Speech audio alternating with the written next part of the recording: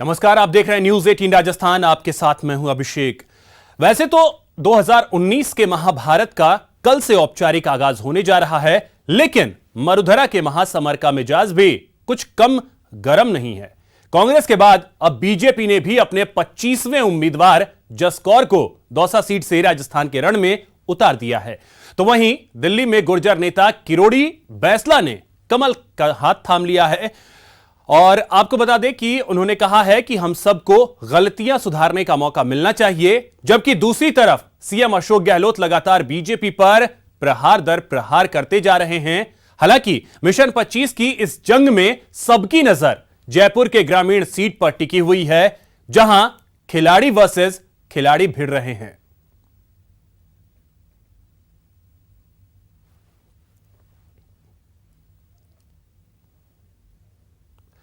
सबसे पहले बात दौसा के दंगल की। बीजेपी ने दौसा से जसकौर मीणा पर दांव लगाया है, लेकिन जसकौर के नाम की घोषणा के बाद यह तय हो गया, दौसा की जंग हार गए किरोड़ी लाल मीणा। यह रिपोर्ट देखिए। दौसा की जंग हारे किरोड़ी लाल मीणा। दौसा के दंगल में बीजेपी का जसकौर पर भरोसा। हुड़ला की हैसियत के आगे किरोड़ी की एक न चली और आखिरकार दौसा के दंगल में बीजेपी की ओर से जसकौर मीणा की एंट्री हो गई। ओम प्रकाश हुड़ला की हैसियत के आगे किरोड़ी लाल मीणा का कद छोटा पड़ गया और बीजेपी ने जसकौर मीणा पर भरोसा जताते हुए दौसा के सियासी दंगल में उतार दिया। भारतीय जनता पार्टी के कार्यकर्ताओं की कदर करना और भारतीय जनता पार्टी को आगे बढ़ाना, मोदी जी के उस कमल के फूल को पुनः खिलाकर दौसा संसदीय क्षेत्र से भेजना। दौसा संसदीय क्षेत्र के प्रत्येक नागरिक, गांव, गरीब, किसान, मजदूर, छोटे व्यापारी, इन सब के हित में काम करूंगी, ये मेरा विश्वास। दौसा की बाजी आखिर जसकौर मीणा कैसे जीती, पूरी इनसाइड स्टोरी बताएंगे, लेकिन पहले जान लीजिए जसकौर मीणा का सियासी कद। सवाई माधोपुर से लगातार 2 बार सांसद रही हैं जसकौर मीणा। साल 1998 से 1999 और 1999 से 2004 तक संसद में सवाई माधोपुर का प्रतिनिधित्व कर चुकी हैं। साल 1999 से 2004 तक केंद्रीय मानव संसाधन विकास राज्य मंत्री रही। सक्रिय राजनीति में आने से पहले शिक्षिका थी जसकौर मीणा। बाद में बीजेपी की राष्ट्रवादी विचारधारा से प्रभावित होकर सियासत में आई। लंबे समय तक केंद्रीय कार्यकारिणी में उपाध्यक्ष भी रही। जाहिर तौर पर बीजेपी ने जसकौर मीणा के अनुभव को तवज्जो देते हुए दौसा सीट से पार्टी उम्मीदवार बनाया है, लेकिन जानकार मानते हैं कि बीजेपी दौसा में ओम प्रकाश हुड़ला के बढ़ते कद को नजरअंदाज नहीं करना चाहती। विधानसभा चुनाव में महवा से निर्दलीय ही मैदान में उतर ओम प्रकाश हुड़ला ने चुनाव जीता था। ओम प्रकाश हुड़ला दौसा सीट से जसकौर मीणा को उम्मीदवार बनाए जाने की पैरवी कर रहे थे। इलाके में मीणा वोटर पर ओम प्रकाश हुड़ला का हाल के दिनों में प्रभाव बढ़ा है। ऐसे में बीजेपी ने किरोड़ी के कद के आगे हुड़ला की हैसियत को ही तवज्जो दिया। फीडबैक और पूर्व सीएम राजे की पैरवी पर भी जसकौर के नाम पर मुहर लगाई गई। ऐसे भी टिकट देने से पहले ही बीजेपी ने साफ कर दिया था, राजनीति में ना कोई स्थायी दोस्त होता है और ना ही दुश्मन। राजनीति में कोई सियासी दुश्मन नहीं होता। राजनीति में कब मित्र शत्रु हो जाए, कब शत्रु मित्र हो जाए, कब दोनों एक जगह हो जाए, कब दोनों अलग अलग हो जाए, कुछ पता नहीं होता। राजनीति रात को तारों की छाहों में चलती है। दौसा सीट पर उम्मीदवार की घोषणा के बाद अब सूबे में सभी 25 सीटों पर तस्वीर साफ हो गई है। अब बीजेपी के स्पेशल 25 तैयार हैं। अब बारी 2019 के महासंग्राम को फतह करने की है। Bureau report, news 18 network. Dausa seat से बीजेपी ने जसकौर मीणा को मैदान में उतारा है। बीजेपी प्रत्याशी ने अपने विजन पर बात करते हुए कहा कि वो क्षेत्र में पानी की समस्या दूर करेंगी और महिला सशक्तिकरण को मजबूत करेंगी। ऐसे ही तमाम मुद्दों पर जसकौर मीणा ने हमारे संवाददाता आशीष शर्मा से बात की। लोकसभा सीट से भारतीय जनता पार्टी ने जसकौर मीणा को प्रत्याशी बनाया है और जसकौर मीणा पूर्व केंद्रीय मंत्री रही हैं। जसकौर मीणा न्यूज 18 के साथ हैं, न्यूज 18 से खास बातचीत कर रही हैं। मैडम, आप पे पार्टी ने क्योंकि काफी दिन से चल रहा था कि दौसा की सीट पे टिकट नहीं मिला था, आखिरकार आपको टिकट दिया, तो किस मुद्दों को लेकर आप क्षेत्र में जाओगे? मैं विकास के मुद्दों को लेकर जाऊंगी। भारतीय जनता पार्टी के कार्यकर्ताओं के सम्मान को लेकर जाऊंगी और आम जनता के सम्मान को लेकर जाऊंगी। आज भारतीय जनता पार्टी के कार्यकर्ताओं के नेतृत्व में आम जनता से जब हम संपर्क करेंगे तो हमें कोई जाति, धर्म या किसी भी तरह का ऊंच नीच या गुटबाजी, इन सब से दूर हटकर हम सबको साथ लेकर चलने की भावना से जाऊंगी। और दूसरी बात है कि राष्ट्र निर्माण में हम दौसा संसदीय क्षेत्र से एक कमल का फूल भेजें, ये जनता से अपील करूंगी, ताकि हमारे कर्मठ, जुझारू, राष्ट्रभक्त, और मैं सोचती हूँ कि कितनी भी विशेषण और उपाधियां हम उनको क्यों ना दे दें, लेकिन जगत गुरु निर्माण करने वाले, भारत का निर्माण करने वाले मोदी जी को पुनः हम एक बार प्रधानमंत्री बनाने के लिए ही आगे बढ़ेंगे। और संसदीय क्षेत्र की जितनी भी समस्याएं होंगी, मुझे एक एक पल, एक एक गांव का पता है, एक एक विधानसभा का पता है, क्योंकि यहाँ जन्मी हूँ, पली हूँ, बड़ी हूँ और यही काम किया है। और दूसरी बात यह है कि 15 साल बाद नहीं, 15 साल से भारतीय जनता पार्टी के कार्यकर्ताओं के कंधा से कंधा मिलाकर मैं चल रही हूँ। जहां कहीं भी पार्टी को मेरी आवश्यकता होती है, चाहे वो प्रदेश में हो, चाहे अन्य प्रदेशों में हो, मैं लगातार उसमें जुड़ी रहती हूं। और आज भी ये संकल्प करती हूं कि मैं दौसा संसदीय क्षेत्र के चहुमुखी विकास में भागीदार बनूंगी। तो ये थी जसकौर मीणा, जिनको भारतीय जनता पार्टी ने दौसा से प्रत्याशी बनाया है। उनका साफ कहना है कि वो विकास के मुद्दे लेके जाएंगी, महिला सशक्तिकरण का मुद्दा लेके जाएंगी क्षेत्र में और जरूर जीत हासिल करेंगी। आशीष शर्मा, न्यूज 18 दौसा। पहले हनुमान बेनीवाल और अब किरोड़ी सिंह बैंसला को पार्टी में शामिल कर बीजेपी ने यह जता दिया है कि वो राजस्थान में मिशन 25 को लेकर कितनी गंभीर है और कांग्रेस को क्या कुछ नुकसान झेलना पड़ सकता है।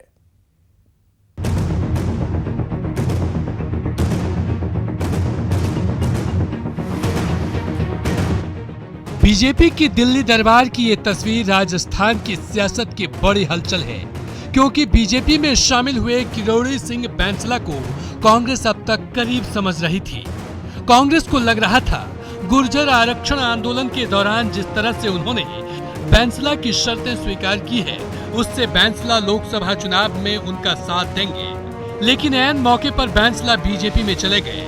पूर्व सीएम वसुंधरा राजे से उनकी पुरानी अदावत थी, लिहाजा दिल्ली में प्रकाश जावड़ेकर ने उन्हें पार्टी की सदस्यता दिलाई और कहा कि बैंसला के आने से बीजेपी 25 की 25 सीटें जीतेगी।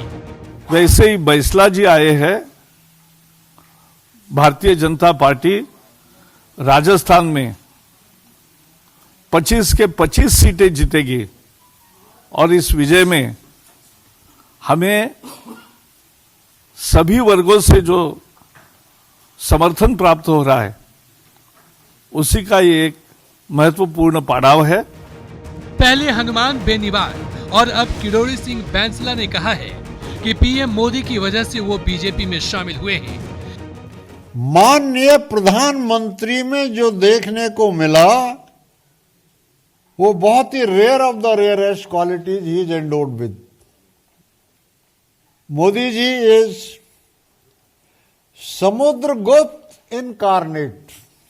साधारण से साधारण मनुष्य से इंटरेक्ट करते हैं, उनकी दुख तकलीफ समझते हैं, सुख दुख को जानने की कोशिश करते हैं। जो कुछ उन्होंने किया उस शैली से मैं बहुत प्रभावित हूं। किरोड़ी सिंह बैंसला के बीजेपी में आने से कांग्रेस को करारा झटका लगा है, लेकिन सीएम अशोक गहलोत इसे ज्यादा भाव देने के मूड में दिखाई नहीं देते। कोई फर्क पड़ेगा? अब बैंसला जी या कोई इंसान जो है इस धरती पर है, उसकी जो आत्मा कहे कि भाई मेरी नीति है, मेरी कार्यक्रम किसी मिलते हैं, तो उस ढंग से वो ज्वाइन करें, तो हम उस पर कोई कमेंट नहीं करना चाहते। ये आदमी की फ्रीडम है, हम व्यक्ति की फ्रीडम पे विश्वास करते हैं। जो जाना चाहे जाए, अल्टीमेटली देश के पहले सर्वोपरि रखे, यही मेरा कहना है। जिस किरोड़ी सिंह बैंसला के बीजेपी में जाने से मरुधरा की सियासत में बड़ी हलचल हुई है, उनके बारे में बता दें कि करौली के रहने वाले किरोड़ी सिंह बैंसला वर्तमान में गुर्जरों के सबसे बड़े नेता हैं। फौजी पिता के बेटे किरोड़ी सिंह बैंसला भी सिपाही के पद पर सेना में भर्ती हुए थे। 1962 और 1965 की जंग में किरोड़ी सिंह बैंसला ने बड़ी बहादुरी दिखाई थी। सेना से लौटकर किरोड़ी सिंह बैंसला गुर्जरों की भलाई के लिए काम करने लगे। गुर्जरों को अलग से आरक्षण दिलाने के लिए बैंसला ने कई बार आंदोलन किए। 2009 में बैंसला बीजेपी के टिकट पर टोंक सवाई माधोपुर से चुनाव भी लड़ चुके हैं। 2009 में चुनाव हारने के बाद किरोड़ी सिंह बैंसला बीजेपी से दूर चले गए। दौसा, करौली, भरतपुर और टोंक सवाई माधोपुर में बैंसला का बड़ा जनाधार है। पहले हनुमान बेनीवाल को साध कर बीजेपी ने जाट वोटरों को करीब लाने की कोशिश की, तो अब किरोड़ी सिंह बैंसला के जरिए वो गुर्जर वोट बैंक में सेंध लगाने की कोशिश की है। अब देखना ये है कि इन दोनों दांव से बीजेपी मिशन 25 के कितने करीब पहुंचती है। Bureau report, news 18 Rajasthan. Kirori Singh Bainsla और उनके बेटे विजय बैंसला बीजेपी में शामिल हो गए। पार्टी का दामन थामने के बाद बैंसला ने कहा कि हम सबको गलतियां सुधारने का मौका मिलना चाहिए और भी कई तमाम मुद्दों पर हमारे संवाददाता अभिषेक आढ़ा ने उनसे बात की। बात करने के लिए बैंसला साहब हैं। बैंसला साहब, ये 10 साल बाद में अचानक फिर से बीजेपी में आने की क्या जची आपको? देखिए, पिछले 15 साल से मैं आरक्षण आंदोलन से जुटा हुआ हूँ। I am working for this. और इस 15 साल के दौरान मैंने आंदोलनकारी भी देखे, मैंने इस पर मंथन किया और मैं सोचा कि BJP is certainly better in its day to day functioning and governing than other party. कल परसों तो मैंने कांग्रेस सरकार के शासनकाल में आंदोलन किया है, कल परसों की बात। उससे पहले 2010 में किया था। सो मेरे लिए प्राइम इम्पोर्टेंस मुद्दे की रही है। कर्नल बैंसला के साथ में उनके बेटे विजय बैंसला ने भी आज बीजेपी ज्वाइन की है, जो कुछ कहना चाह रहे हैं कि आंदोलन ही एकमात्र रास्ता नहीं होता और आप आंदोलन नहीं कर रहे थे। ये जो अभी जो थोड़े दिन पहले जो हुआ है, ये बड़ा इंटरेस्टिंग आंदोलन था जिसको आप आंदोलन का नाम दे रहे हैं। इट वाज नॉट एन आंदोलन। ये बेसिकली एक पॉलिटिकल पार्टी से ये कहा जा रहा था कि आपने जो मैनिफेस्टो लिख करके दिया है प्लीज़ उसको अमल करें। इसके अलावा और कुछ भी नहीं था। 5% आरक्षण देना उन्होंने अपने मैनिफेस्टो में लिखा था। और इस सिचुएशन में आप ये देखिए कि पूरे समाज को सड़कों पे आना पड़ा एक मैनिफेस्टो पूरा कराने के लिए। तो ये थे कर्नल बैंसला और उनके पुत्र विजय बैंसला। कहते हैं राजनीति जो न कराए वो काफ़ी है। कर्नल साहब अब एक्टिव राजनीति में एक बार फिर आ गए हैं, गलतियां सुधारने की बात कहते हुए। सहयोगी वैभव सलूजा के साथ अभिषेक आढ़ा, न्यूज़ 18 नई दिल्ली।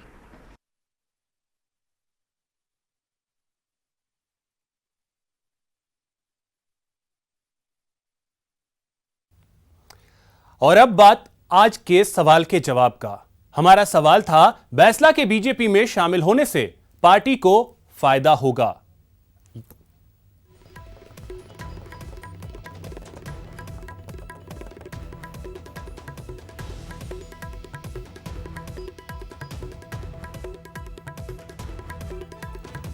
तो देखिए, जो आप लोगों ने वोट किया है, परसेंटेज ये बता रहे हैं कि बैंसला के पार्टी में आने से पार्टी को फायदा होगा। 25.58% लोगों का यह मानना है। फायदा नहीं होगा ये कहना है 74.42% लोगों का। तो बैंसला बीजेपी में शामिल हुए हैं, इसका फायदा होगा ये कहना है तकरीबन 25.5% लोगों का, जबकि फायदा नहीं होगा ये कहना है तकरीबन 74.5% लोगों का।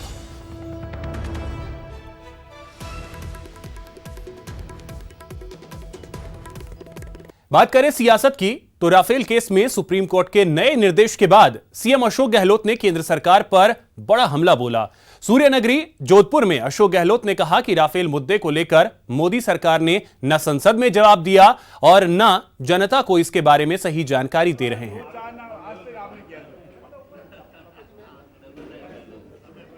गांधी जी बार बार इसको उठा रहे, 2 साल से उठा रहे हैं। अगर नेशनल पार्टी का अध्यक्ष कोई मुद्दा उठाए तो सरकार की तरफ प्रॉपर जवाब आना चाहिए।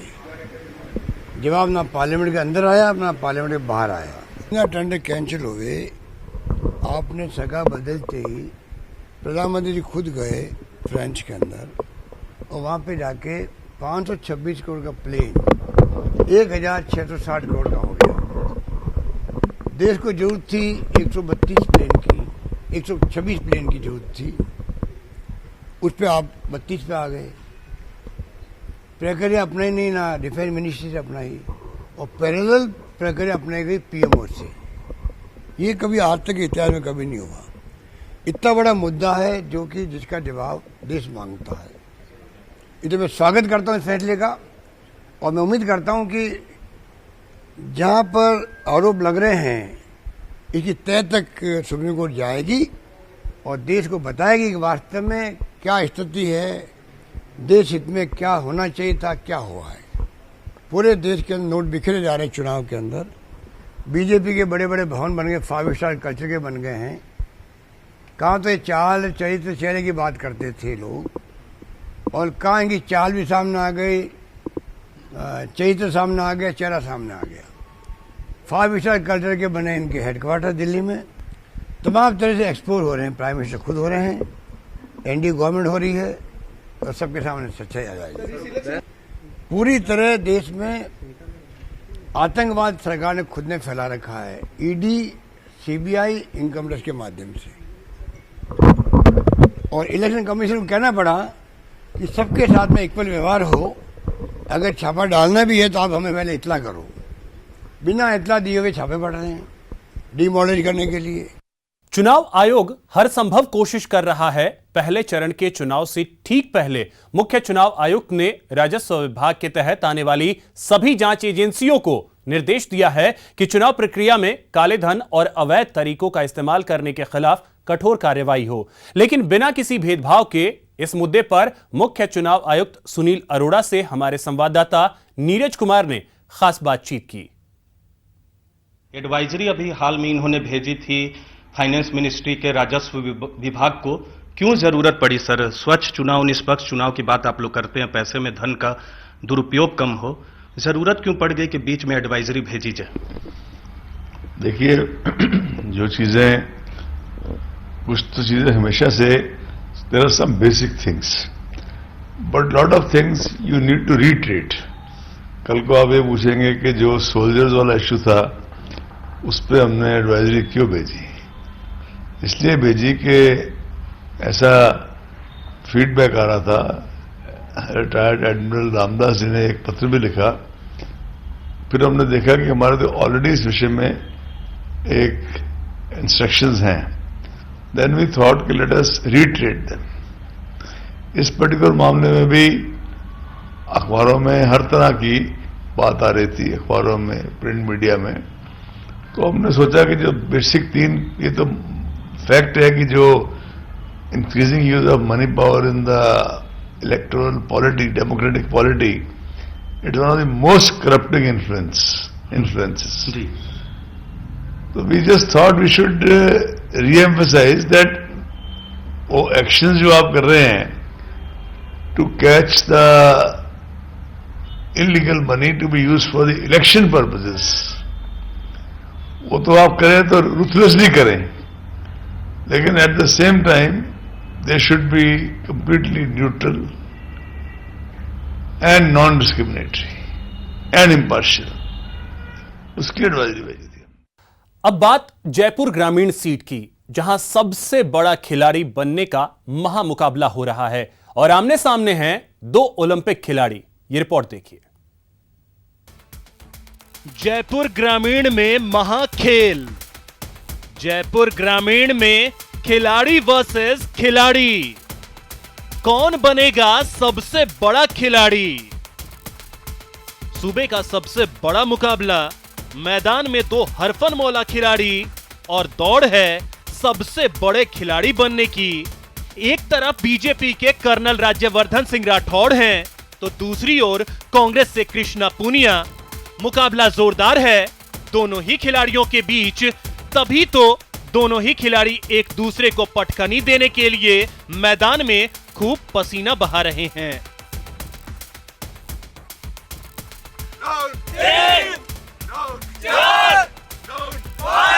ये खिलाड़ी का चुनावी खेल है, प्रचार का ये ओलंपियन स्टाइल है। कभी युवाओं को फिटनेस का मंत्र देते हैं, तो कभी कार्यकर्ताओं को जीत का मंत्र, कभी महज चंद सेकंड्स में साफा बांध सबको दंग कर देते हैं, तो कभी कार्यकर्ता कर्नल की सेल्फी लेते हैं।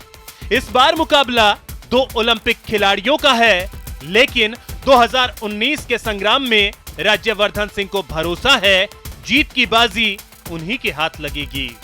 खेलों पे बहुत जबरदस्त रूप से ध्यान दिया गया, हर तरह से नौजवानों को आगे बढ़ने का अवसर दिया गया। ये 36 कौम का साथ है हमारे साथ, और हर समाज आज मेरे साथ जुड़ा हुआ है। 16 साल की उम्र से मैं सैनिक हूं, और मेरा बचपन भी, मेरा जन्म भी एक सैनिक परिवार में हुआ, तो मुझे कोई जातियों में नहीं बांट सकता, ना ही कभी आगे बटूंगा। तो सर्व समाज के लिए, पूरे देश के लिए, भारतीय के लिए मैं काम करूंगा।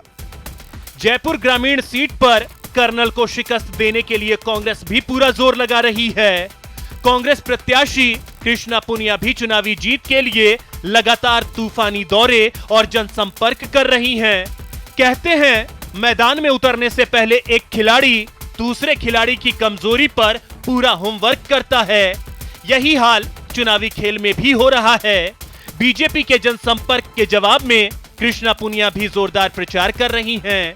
अब जब मुकाबला खिलाड़ी बनाम खिलाड़ी का है, देखना दिलचस्प होगा कि सियासी मैदान में कौन सा खिलाड़ी बाजी मारता है।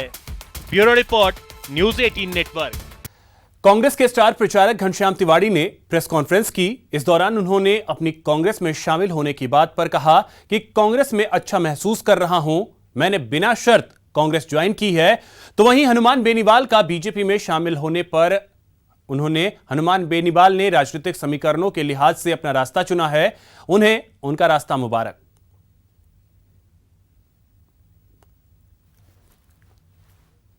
कांग्रेस में शामिल होने के बाद घनश्याम तिवारी को स्टार प्रचारक के तौर पर बड़ी जिम्मेदारी दी गई है, और आज पीसीसी में पहली बार उन्होंने प्रेस कॉन्फ्रेंस की है। घनश्याम तिवारी हमारे साथ मौजूद हैं। तिवारी साहब, कांग्रेस में शामिल होने के बाद करीब 15-20 दिन से आप सक्रिय नहीं थे, अब क्या आपका रोल रहेगा और कैसा लग रहा है नई भूमिका में, नई पार्टी में, नई विचारधारा के साथ आकर के? देखिए, जिस दिन मैं शामिल हुआ था उसी दिन से मैंने अपना रोल करना शुरू कर दिया था। जिन जिन बातों को मुझसे पूछा गया मैंने अपनी राय दी और वो काम भी किया।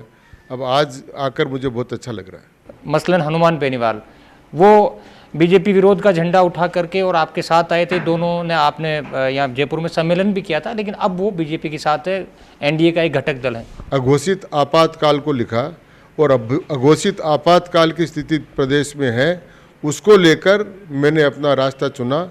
उन्होंने राजनीतिक समीकरणों के आधार पर अपना रास्ता चुना, उनको अपना रास्ता मुबारक, मुझे मेरा रास्ता मुबारक। तो घनश्याम तिवारी का ये दावा है कि उन्हें अब राजनीति में फल की प्राप्ति की इच्छा नहीं है।